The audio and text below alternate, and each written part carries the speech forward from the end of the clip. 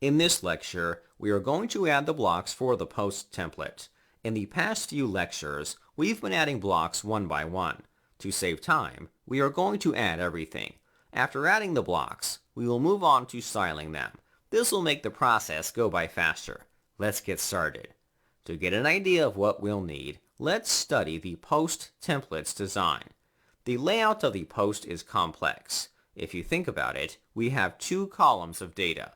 On the left column, we have the author's profile image, author name, post title, and post date. On the right column, we have the post image, tags, comment count, and excerpt. To achieve this layout, let's try adding the columns block. In each column, we can add blocks for loading each piece of data. Let's give it a try. Switch over to the block editor. Under the post template block, we are going to add the columns block. Keep in mind, the blocks for rendering content should be children of this block. The block is responsible for rendering the content of each post in the array of posts. Next, let's move this block to the top of the template. The editor will ask us to select a preset of options.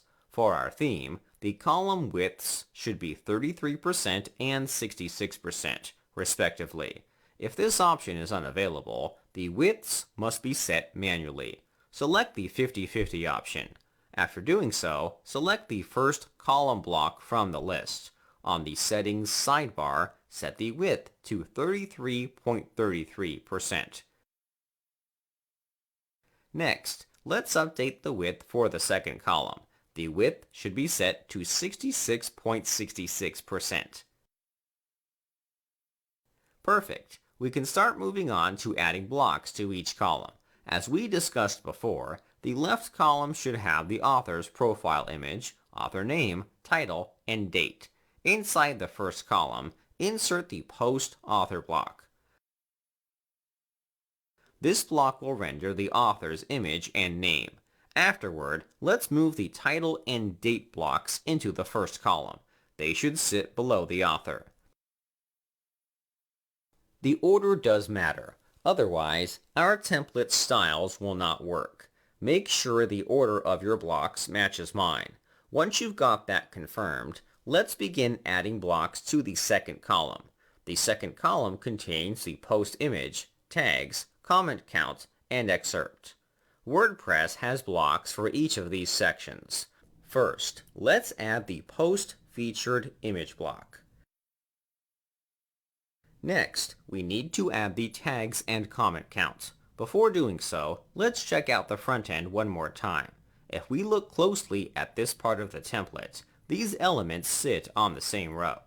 Unlike the other blocks, we can't stack these blocks without grouping them.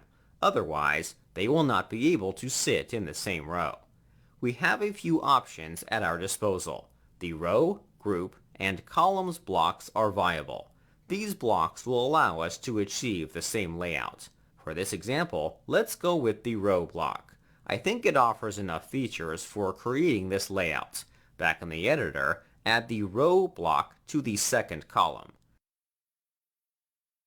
Inside the row block, insert the post tags block. Lastly, insert the post comments count block.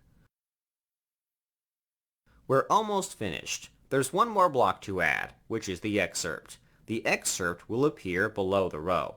Insert the post excerpt block. Voila! The layout is ready. All that's left is to apply styles to the blocks to consider our template complete. Before moving on, let's save the template. After saving your template, let's begin styling the blocks in the next lecture. I'll see you there.